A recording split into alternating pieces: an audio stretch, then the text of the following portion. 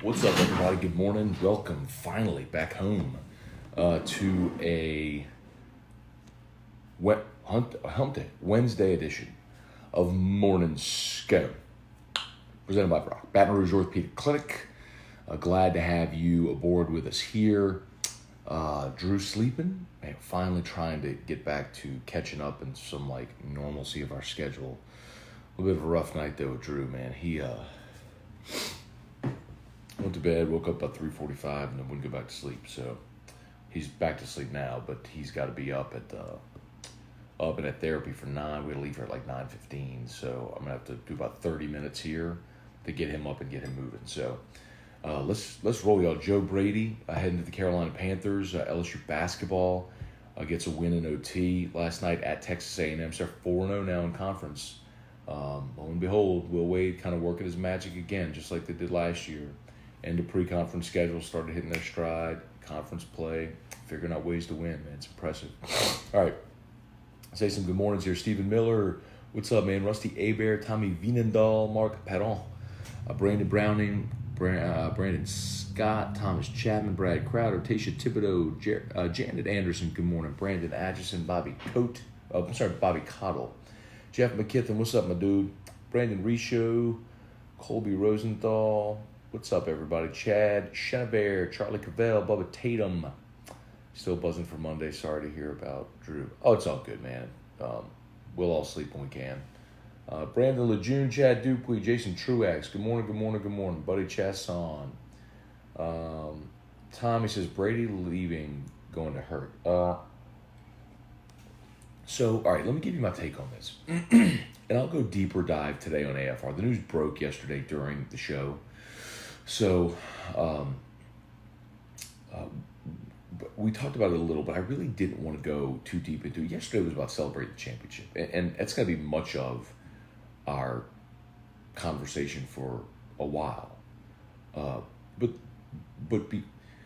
These are the types of things that happen when a season ends that LSU just put off this year because they had such a great season, right? So coaching staff turnover, players leaving early for the draft, potential transfers, that's stuff that's been happening at other schools for a month now. I'm off my game, y'all. I totally forgot to plug in my microphone. Can y'all hear me okay? It's probably a little light, but hopefully y'all can hear me okay. I'm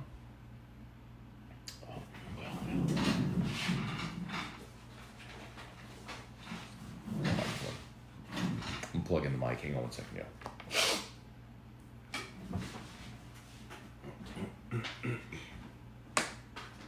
Well, no, I can't do it. Can't plug in the mic because I got it charging, so I apologize, y'all. Again, little off. Hopefully y'all can hear me okay. Hopefully it's not too bad.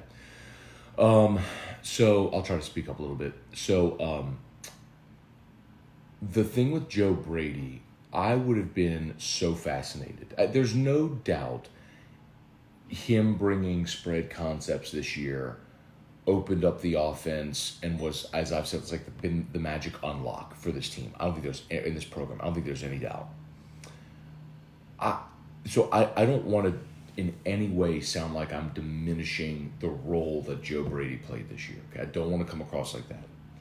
But Tommy pointed out that the loss of Joe Brady is going to hurt. So this is where I want to go with that. Brady had a massive impact this year, obviously, with the concepts he brought, the way he worked with Steve Ensminger. I don't think any of that is even deniable, okay? Here's my point with it. I have said many times, and if you've listened to me over the years, you've heard me say this, that the reason, and this is my theory, the reason why you're seeing young offensive coaches flourish now, Joe Brady, look at Sean McVay with the Rams, Lincoln Riley at Oklahoma, guys like Kellen Moore at 27, 67 gets an OC job with the Cowboys. You know what I mean? You're seeing more. Sterling Gilbert did this a few years ago at Texas as well, whenever Charlie Strong was still there, and they changed their offense when he was 32, 33 years old. Charlie Weiss Jr. was with Lane Kiffin at FAU. Point is, So young offensive coaches, this is their native language. It's no matter, you can teach older coaches this, and they can do it exceptionally well, but it's like a language. You can learn a language, but you'll never speak it as fluently as your first language. For all of these 30-something coaches that grew up in 7-on-7s, and it's what they learned. It's all they know. So think about, like, right now, if you're Jamar Chase and you decide to become a coach one day, well, like, this is what you know. He's going to go play in the NFL for a long time, but you know what I mean? Like, this is all he's done. This is what he knows. So, he doesn't know anything about the power eye or, you know what I mean, zone reads or like toss leads, right? Like, you don't know. This is what he knows. So I think Joe Brady is replaceable with another guy who understands modern offensive concepts in football. The question is if that person can gel with Steve Ensminger the way that Brady did, because they had a great rapport. The other thing that I think is important to note is that Joe Brady did not work with quarterbacks. A lot of people have given Brady credit for Burrow's development. Joe Brady worked primarily with the receivers. He was a receiver. That was more his forte, not working with the quarterbacks every day. Steve Ensminger and George Munoz worked with quarterbacks, and particularly Joe Burrow. That's a big reason why I think you're going to see George Munoz get the job as LSU's passing game coordinator. He's an analyst right now. He was a record-setting OC at ULL. And I've pointed this out to y'all before, but if you go look at the Heisman presentation, it's Orgeron, Ensminger, Brady, and then a tall, dark-haired man who everyone's like, who's that guy? That's George Munoz. So clearly Burrow thinks highly enough of him to have him there at the Heisman with him. Didn't have any other analysts there with him. If you watch games, because the new headset rule, Munoz as an analyst was able to be on a headset. So if you look at the game, the guy standing right behind Orgeron all season, George Munoz, helped with game flow and all that sort of stuff. And then he's the guy that Burrow would talk to when he came to the sideline. So my point is,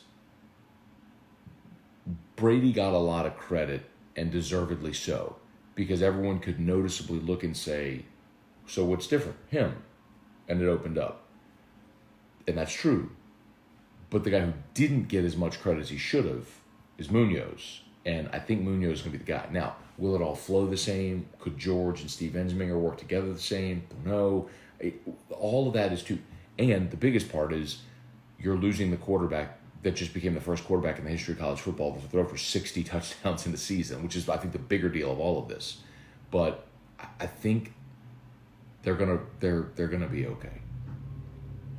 Brennan Kluka, Scooter Boyette, Mark Allen, good morning. Kevin White, good morning.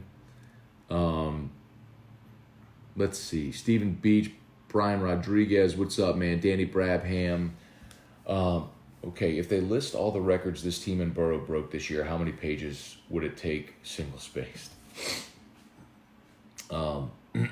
Well, I told you that they handed us a one sheet. I wish I'd kept it. I don't think I did, but they handed us a one sheet of the records. Oh, maybe. Oh, is this it? No, doggone it. Oh, I don't think I kept it, but they handed us a one sheet at the Peach Bowl of all the records they broke in the first half. So if you considered LSU and SEC, NCAA bowl records, you'd be talking about 3 or 4 pages. I mean, it's impressive. There's no question. Michael Spazale, good morning. Aaron Fontaine, good morning. Scone and Scone heads, hope all are doing great. Time to finish strong in basketball. Cannot wait for baseball to start. Baseball's a month away. Basketball's 4-0 in conference. Baseball's a month away. It's good times, man. Shelby Kelly, good morning. Brandon English, good morning. Gonna miss Brady, but I think we'll be okay. I agree with that. And here's the other thing, too. Joe Brady was great. You salute him. You know, I think it's... this season obviously doesn't look the way it did without Joe Brady, so you're super grateful for that. And you wish him well. I mean, he will always be part of the legacy of this team, which, as we've talked about, is in that conversation for greatest college football team ever, and he's a big part of that. But man, you wish him well, on to the next. I don't think there's really any question, and LSU will be just fine moving on. Mark Carline, Nick Triforos, good morning. Blaine Allen, Bobby Rogers, Cassidy Russo, Andrew Bayer, Joshua Crisp, De'Aaron King to LSU. Thoughts? I would Trey Dykes. What's up, man? Trey, I need to call you, man. I'm gonna talk to you after I finish this. Let's talk this morning. So I've been consistent on De'Aaron King or any other transfer.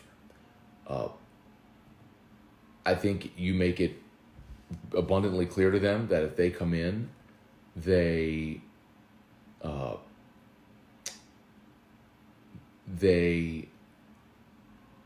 will have to compete for a job with Miles Brennan. And if you want to come in and risk not winning that job, come on. If you want to go somewhere where they're essentially going to hand you the keys to the car, respect that. It's kind of more what De'Aaron King wants. But if you have the opportunity to add a guy with that much experience, starting experience, you absolutely take it. Andrew said you seemed confident a few months ago Brady wasn't leaving. I have said this all along consistently, and I would defy you or challenge you or anybody else to find me saying otherwise. What I've said all along is that LSU would not lose Joe Brady to another college coordinator position. That's what I've said all along. That LSU would give him the title, they would match the money, and they would not lose him for another college OC job. Said the unknown is there a college football program that wants to make him a head coach? And does he want to go back to the NFL? And if he wants to go back to the NFL, then the NFL can offer Joe Brady something that LSU can't, which is an opportunity to coach in the NFL. So, we'll see what the money is with the Panthers. They don't have to make that public. And quite honestly, I'm not really sure it matters, because if what you want is to be in the NFL, and some coaches just want to be in the NFL. And if that's where he wants to be, okay, respect. But that's been my point all along with Joe Brady. I mean, I've said it a million times. LSU would not lose him to another coordinator job in college. But if he wants to go to the NFL or wants to be a head coach and someone offers him that, then he's got to make a decision to make. Hey, Dad. Good morning, Corey Gotro. Mark, Zion premieres and NOLA tomorrow versus the Jazz. That's cool. Looking forward to that, man. Johnny Lombardi, DeAndre Crump, good morning. Mark, LSU basketball wins in overtime last night. Undefeated in SEC play so far. Yeah, 4-0. Boy, how about the minutes? I don't know if y'all watched the game. I know a lot of people weren't super plugged into it. Honestly, y'all, it was 5:24 yesterday, or it was just before 5:30. And we go to break, and I look at Twitter, and it's the LSU basketball Twitter feed on my timeline. It's like, we're live, we're on the air, whatever, with pregame. And I looked at Musso, and I went, holy crap, LSU basketball plays in 30 minutes. The previous 48 hours were such a blur, y'all. I just, basically everything else in the world just stopped existing for 48 hours. So I completely forgot that they were playing. But so I got to watch it. I was super impressed with the minutes that Marshall Graves gave you at the end of regulation and in overtime. He gave you 10 minutes. He scored just 3 points, but his 3-point basket was, I thought, critical. LSU was down 6 with a little over a minute to play, and they fed Graves in the corner, and he banged home a 3 and got it to 3. Then he forced a turnover, kind of forced an errant pass. They went back down. Javonte hit a 3, you're tied. So Marshall only gave you 10 minutes, but man, he was impactful in those 10 minutes at the end of regulation and in overtime. So that was great to see. I'm loving what Javonte's doing, man. He's finally starting to score. Looks like he's coming into his own. So I was happy to see it. LSU attempted 38 3-pointers, which makes me want to vomit in my mouth, but they made 14 of them, and they needed all of them. But I'm sick of seeing this team shoot threes because they're just not good at it. But 4-0, man. 4-0 in conference. It's awesome. Will Benton, have you seen ESPN's end of the year power rankings? I have not, Will. Andrew Bayer, if we promote Munoz, will we replace his position? Do we hire for a different position?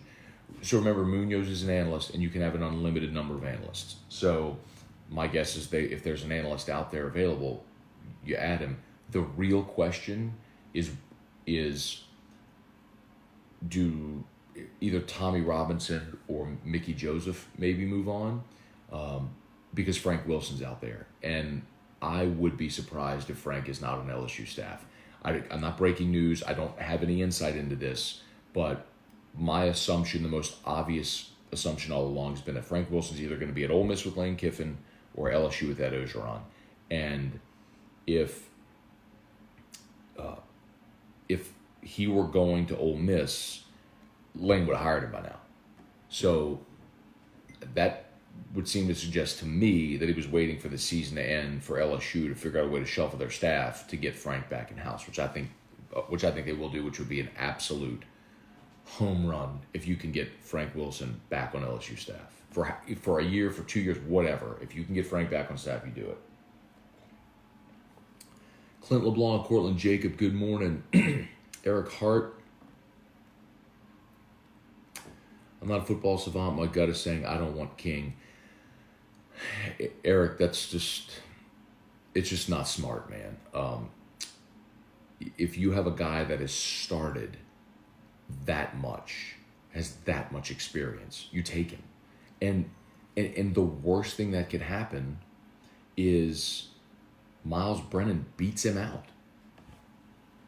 And you've got a starter in Miles who beat him, and then you got an experienced backup. You know what I mean? Or maybe that's the best thing that could happen. I mean, I would never turn down experience at quarterback, ever. Shelby, too early to talk bunting in midweek games? Yes, it is. Way too early for that. John Ditch, good morning. Grant Duplessis, morning, Matt. Hurts to see Brady go. However, we should be fine. Bama's lost loads of coaches, made it happen. LSU's at that level now. We're going to find out if they are, Grant. Here's the question, and I'm not suggesting this is the case, but look at Auburn in 2010. They had a transcendent player in Cam Newton, won a national title, and then 2 years later, Chiswick was fired.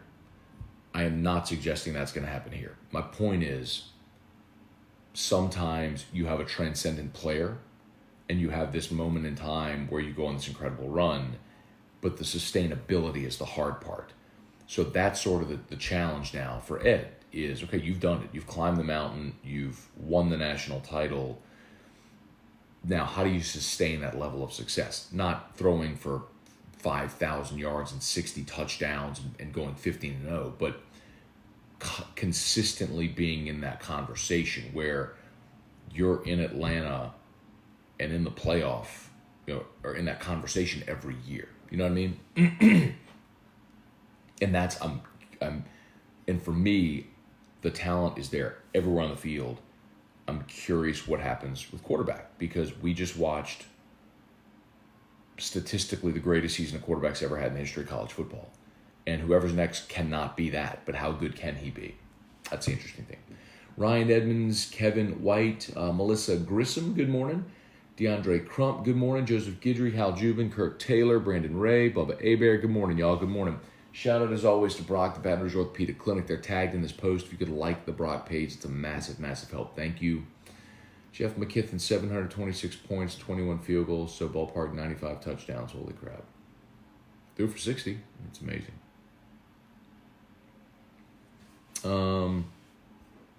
Lee Tregree was asking about Frank Wilson, just handled that. Hey, Aunt Mary, good morning. Dustin Cruel, Alexander Diaz, Michael Costello. All right, DeAndre, do you think this will hurt recruiting moving forward? Do we have to name someone now?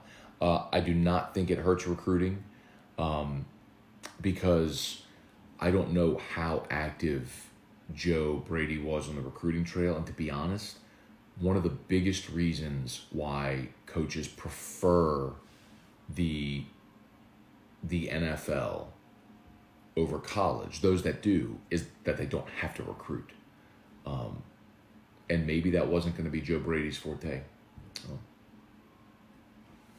John David Mathern, anyone in the NFL is looking for the next McVay. That's why he's there. He's one hell of a coach. Exciting for the Carolina fan base. The NFL has shown they're willing to risk missing if it means getting the next McVay.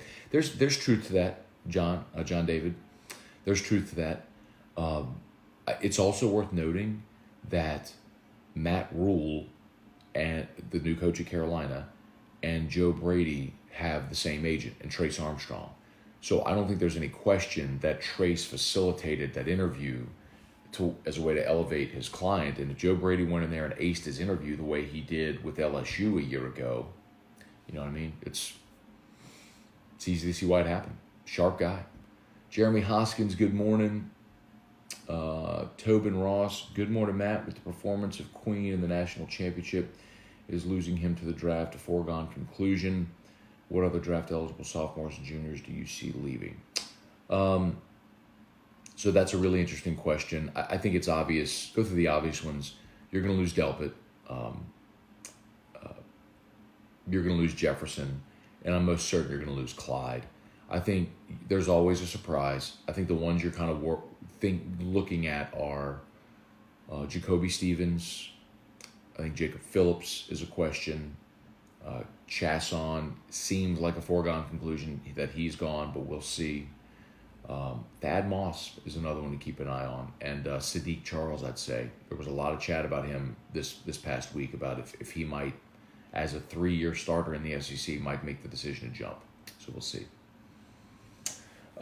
Saints-Panthers will be a track meet now with the retirement of Brady edition. It's David Pettigo, thanks. Luke Kuechly retired yesterday. Respect, man. You know, you take care of your health and you're thinking about the next 50 years, not the next 5 years. I can respect it. Jason Aguilar, good morning. Stephen Miller, Henry Burrell, sound points about Brady. I remember when Coach Steve got the job, stating strength of the offense were the receivers. He's the architect of the offense. Coach O found the right staff to make it work. That's true. I think Ensminger doesn't get as much credit as he deserves, but he doesn't care. Like, Steve just legit doesn't care about credit, which is great when you have someone in that position with that amount of humility. Makes sense. Andrew Bear, would Frank want to be an OC? No, Andrew, I mean, he hasn't been an OC before, so I don't think so. I think what you'd probably do is you'd make him like assistant head coach, recruiting coordinator. You give him some title like that, pay him. They'll make it work. Stephen Miller, keep hearing T-Rob to the NFL. So Tommy Robinson interviewed with the Bengals 2 years ago, and he's sniffed the NFL, and that's kind of always been the chatter that he wants to get back to the NFL.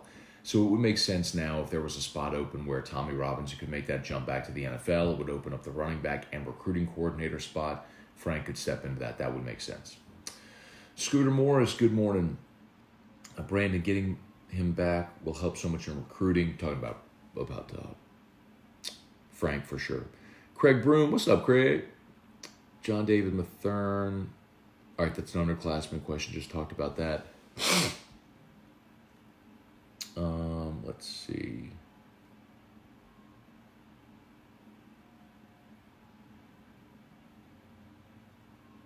James Dennis McLean. I'm sorry, Matt, but you were wrong. It's a horrible idea to get King. You want players to stay instead of transfer and not get playing time, then you punish the guy that stayed. No thanks. Hey, James, I'm going to be very clear to you and to everybody else that will talk about this. College football, sports in general, are a meritocracy. You don't gift someone a job just because they stayed around. You play the best people. If that were the case, James, then Derek Stingley wouldn't have been starting this year over Kerry Vincent. James, you play the best players. If you have a chance to get a quarterback with a ton of experience that's dynamic and versatile, and he wants to come and compete for your starting job, then you take him unapologetically. And if he wins the job, you play the guy who's best and wins the job, period. If that were the case, James, then you would have been playing Chris Curry all season at running back instead of either Ty Davis Price or John Emery. Yet every one of y'all here kept saying, "Where's John Emery? Where's John Emery?" all season long. Give me that. I got no tolerance for that argument. This charity case, like Miles Brennan's the starter just because he stayed. I hope Miles does great. And if you don't get a transfer, you hope he's the guy and emerges and is awesome. But if he ain't, you play the best guy. Come on. Sorry to be so forceful with it, but you and a lot of other people need to hear that. You don't play someone just because they stuck around. I guess Grant Delpit should have been playing safety as a freshman because guys like Eric Monroe had stuck around longer. Come on, bro. Jude Miller, Jerry DeLucky, good morning. Ryan Peters, good morning. Stephen Brooking, Brennan can sling the rock, tons of confidence. I agree with that, Stephen. I don't think there's any doubt. Brennan's gained weight. He's got the arm. I don't think there's any doubt. And this is an offense he's comfortable with. He's run an offense like this in high school. So I don't think there's any doubt. We've talked about it a bunch, though. The thing with Miles is, and we know it, Miles likes to hunt and fish, and he's been in a relationship, a long-term relationship, and all that's personal and good for him. I mean, it's good to be balanced, and to have other things in your life just for a balanced life. But do you love football to the degree that Joe Burrow's getting the cut-ups of the Alabama film before Joe Brady? It's gonna be tough to match, man.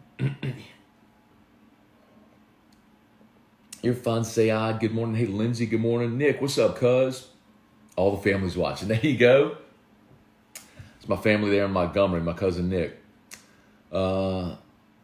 Julie McKee. Good morning. Jason Aguilar. Look at Burrow. Transfer came here. Gave us a natty. King is a cannon. On point with the ball. Hang on, y'all.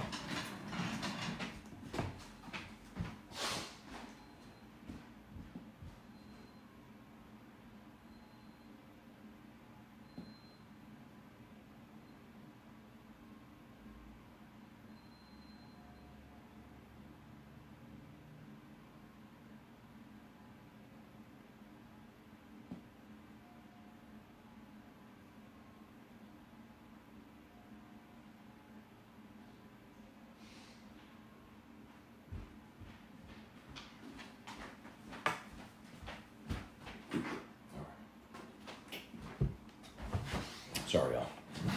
I got to do about 5 more minutes. I got to go wake up Drew because I got to get him ready for therapy. As always, shout out to Brock, y'all. Baton Rouge Orthopedic Clinic, 5 locations in the greater Baton Rouge area. Appreciate them greatly, as always. Derek Thomas, Matt, truth to that Brady interviewed my Bulldogs. Yeah, Derek. John Cohen kicked the tires there. That was a Sports Illustrated report. Pat Forty had it. That Brady. Maybe it was Dellinger. But yeah, Brady. John Cohen kicked the tires there. But there's so many unknowns if you're going to hand the keys to the program to a 30-year-old guy that's been a coach for 1 year. What would a staff look like? How could he recruit? What kind of defense would he run? All that sort of stuff. Jason Peel, good morning. Lamar Linton, who do you think will replace Brady? I think the odds-on favorite is George Munoz. We've talked about that a little bit today. So if you're just joining us, by the way, and you missed that, go back to the start of the show because I did give a sort of a long take on Brady leaving and the Munoz likelihood of George Munoz. Michelle Lorino Boudreau, good morning. I love watching your show, especially when Drew is on. He lights up the room. Thank you, Michelle. It's very, very kind. I know we don't talk about it as much anymore, but I do appreciate everyone that loves Drew. And when someone loves your kid, man, it's humbling. So very, very grateful. Paul Dykes, good morning. Armand Keller, is Frank Wilson still without a job? He is, Armand. So got fired at Texas San Antonio, and my assumption is he was just waiting for the LSU season to end before he jumped back on board with LSU. Got to make it work, though, on staff, with the numbers. Tommy Vienendahl, have you given your thoughts on Breeze staying or done? I think absolutely Drew Brees is back next year. I'd be stunned if he wasn't.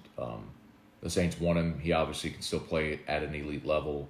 I don't think there's any question he's back. Garrett Scheck-Snyder, good morning. Jason, Joe Brady goes to Carolina. Burrow might be heading to Carolina. Wow. So I mentioned this yesterday in AFR. I'm going to continue saying it. Carolina will. I have no doubt in my mind that Carolina will make a play for the number 1 overall pick. There is no question. With Joe Brady in, they will make an offer to Cincinnati to try to go get the number 1 pick, to take Joe Burrow. I don't think that there is any doubt in my mind at all. There are some whispers that maybe Joe doesn't want to go to Cincinnati, which would make some sense. It's a terrible organization. And if that's the case, you could have, I don't know that it gets to the level that the Eli Manning, San Diego Chargers situation got to, but that might inspire Cincinnati to be willing to listen. And it would make a lot of sense if you're Carolina and you're looking to move on from Cam and you bring in Joe Brady and you have a relationship there with Brady and Burrow, that would make a lot of sense. Is Cincinnati willing to part with the first pick? We'll see, but I don't think there's any question at all that Carolina will make an offer. I mean, you at least make that call and say, what does it take to get the pick? Jacob Justice, good morning. John Boudreaux, should the Astros have their championship taken away? John, I was asked that question yesterday, and I don't have a great thought on it, man. My initial inclination is to say I don't like I hate when the NCAA strips titles. But mostly that's because of recruiting violations and stupid stuff. Like what happened on the field was legitimate and happened. This is one of those things where you wonder if what happened on the field happened because they cheated. Almost like an Olympic medal. Like if you want a powerlifting medal and you were doping, well, you need to not have that medal because you cheated to win it, It's different if Reggie Bush ran for 200 yards on you completely legitimately, but he stayed in an apartment for free. So now you're going to strip them of wins. I think that's stupid. So maybe so. Brandon DeVille, hearing anything about Aranda drawing interest from Hawaii and Baylor? Yes, have. I think he is set to interview with both. He will interview with both Baylor and Hawaii. I think it's very interesting, man, because my understanding is the reason Dave did not take the UNLV job, which was offered and he was preparing to take, were family considerations, that his family didn't want to leave Baton Rouge. So I don't know how that's changed in a couple of weeks. So it's worth watching. Andrew Bear, Wilson better than T-Rob on that position? Are they comparable as recruiters? Frank Wilson is, in my opinion, the best in the country at that. Coaching backs, recruiting, relating to players. T-Rob can be good. Frank Wilson is literally the best in the country at it. So if you can get Frank, you get Frank. So Jeff McKibben said gap in the bourbon shelf. I forgot, so it's this.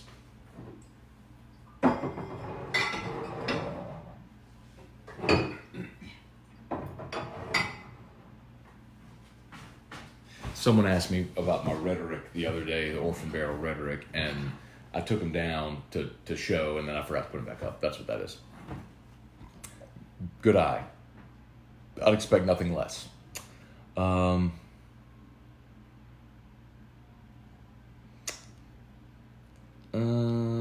Derek Thomas, Matt got serious from. I had to, man. Sometimes that's got to be said, man. Anyway.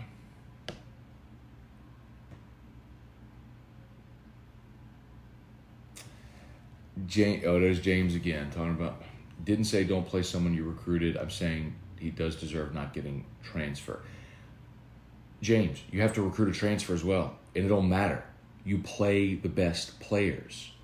By that logic, you would not have played Joe Burrow over Miles Brennan because Brennan was here for 2 years. Brennan went through some lumps in 2017. Instead, you brought in Burrow and you redshirted Brennan in 2018. Come on, man. What are you doing? You play bro, you need to take a walk, James. You need to take a walk, brother. Oh, man. Anyway, y'all take care of him in the comments. Lol, glad my name is not James. James just got Cincinnati'd. And Mike Deed. That's so good. Oh, man. Tony Crochet, good morning. Ben Mullins, good morning. Ed Reeder, Kevin Wagner. What's up, Kevin Wagner? Good morning, man. Stephen Robeek, what's up, my guy? Lee McCaffrey, good morning. You can't have loyalty to the players, they stay, but the coaches get fired for not winning. Can't have a double standard. I don't know that, Ben, I understand your point. I don't know that the two are relatable because players are there on scholarship. Coaches, it's their job. I mean, you're going to hold them to different levels of accountability for wins and losses. But I think, in essence, we're kind of saying the same thing. So, all right, y'all, I got to go because I got to get Drew awake. Stephanie McAllister, loving you this morning. Thank you, Stephanie. I appreciate that. Y'all do me a favor. Please hit the share button if you've not done so yet. Sharing is caring. It's how we grow. And I see our numbers are big today, which is great to see. So thank you. Brock, Baton Rouge Orthopedic Clinic, they're tagged in this post. Awesome sponsor and have been for a long time of Morning Scone, and we appreciate them, man. Great people, best docs in town. I mean, obviously, they're the orthopedics for the Saints and for all the LSU teams as well. Chip Bankston's the Saints team doctor. He did my meniscus repair. So if you need an orthopedist, check him out. Pediatrics, Brad Collada, who Drew sees. A Calic High grad, by the way. And, of course, I got the After Hours Clinic as well, so you can bypass a trip to the ER and go see our friends over at Brock. All right, let me go rapid fire, see if I can do like 2 more minutes. Ed Reeder, what will become of Peter Parrish next year with TJ and Max arriving? I think Peter Parrish sticks around for another year. We'll see how that goes. If you get a transfer, maybe it becomes a little more uncertain. Steve Menard, historical nature of this championship win helps erasing the pain from 2011. I agree. Good morning. Do you think LSU will hire another spread OC? I think they will hire George Munoz. They will promote George Munoz from analyst to passing game coordinator to Brady's role. Mark, how many minutes will Zion play tomorrow night? 25. Ballpark guess. Michael Alello, good morning. Dorian Starkey, Courtney Brown. I feel much better about Brady leaving after hearing you this morning. Good. LSU's going to be just fine. They'll be just fine. Val Browning, good morning. Jude Miller, Aranda to Baylor, what do you think? I think Dave's ready to be a head coach. I think there's interest in him being a head coach. I'm just curious if his family's ready to leave Baton Rouge. Matt, hear the Twitter rumors that O called Moorhead. I say you do your due diligence. The report is Joe Moorhead's going to Oregon to be the OC, where Munoz interviewed last week, by the way. Dave Schultz, what's up, man? Gary Wall, Ray Wright, thanks for the season, Brady. See ya. Focusing on LSU being one of the best teams ever. Brady news ain't bothering me down, ain't bringing me down today. Peace. There you go, Ray. Appreciate you, man. All right, Joshua Crisp, every Louisiana football fan's worst nightmare, Breeze and the Saints versus Burrow and the Panthers twice a year. I don't know. Cortland, they talk about Tepper and his spending. Is it legal to purchase draft picks from teams? Technically, no. But what you have seen, which is interesting, is teams will trade for players with bad contracts that essentially wipe away that contract on the books for the other. Like, we've seen that, and then we have seen teams so effectively trade for draft picks, and then that would be the cash consideration. Does that make sense? Lucas Ragusa, what's up, man? Craig Polk, Imad Ricky said Beckham giving LSU players cash on video is not good for LSU. I don't think it matters. Jefferson and Queen might both be going pro, so if they gave them real money, it doesn't matter because their eligibility would be done anyway. Some people said it's fake money. If they do want to return, and it was real money, you just give the money back. Whatever. It's not. It's something that looks salacious that a lot of teams are going to look at and try to use against LSU. It's not as big a deal as they try to make it out to be. Waco, home of the fixer-upper. HGTV makes it look like heaven, LOL. Jay Oglethorpe, Craig Dugas, Jeffrey Sanford, Craig Dugas, 4-0, Matt. Basketball school now. Big win last night. John Boudreaux, when is the Peace Summit for Iraq having O for dinner? I don't think we are, man. He's out recruiting now. Okay, y'all. Cincinnati. Or Mike Oresco. Mike.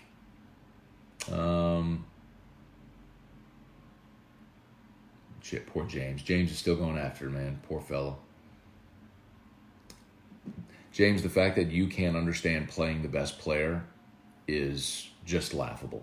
The fact that LSU's 3 best quarterbacks over the past decade have all been transfers, and you can't understand the value of bringing in a transfer if you have someone who's ready and able, is short-sighted and laughable. And I feel for you because you play. It's not a sports is a meritocracy, bro. You play the best players. That's all there is to it. Look at Oklahoma.